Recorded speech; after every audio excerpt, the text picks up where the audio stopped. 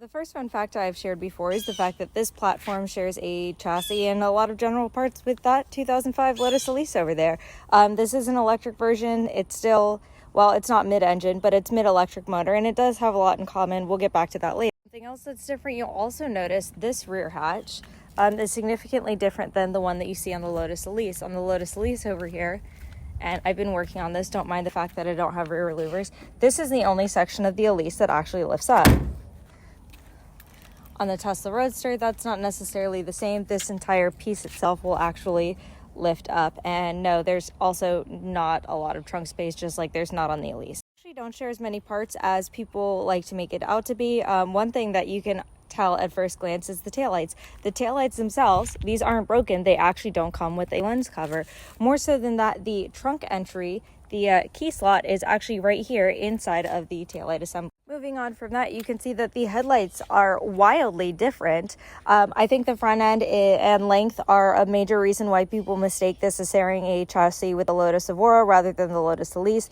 It is the Lotus Elise, though I will say when this is parked next to our red Lotus Evora, which has disappeared into the garage somewhere, that they do look very similar. It's kind of like a weird hybrid between the two, which I think is a radical joke. The original Tesla Roadster has electric door locks, which means that if the car battery is dead, you cannot unlock the door.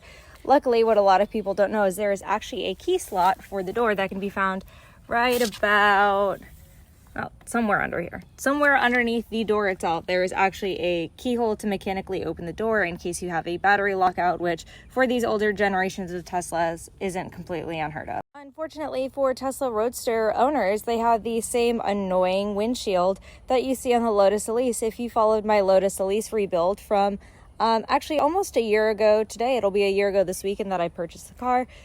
These windshields are exclusive to the Elise and Exige. They're insanely hard to come by.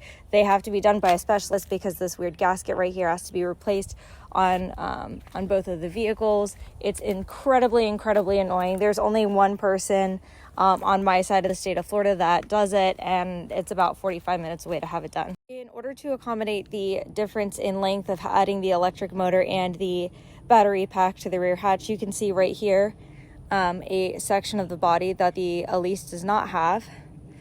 This is where Tesla out in California, where they produce this car, it is technically an American car, extended the frame of the car in order to accommodate the needed length. Yes, this one is totaled. Yeah, that's just some fun facts about the original Tesla Roadster, and I'll say goodbye to it because it's going to its new home in the other side of the country and we'll never see one again.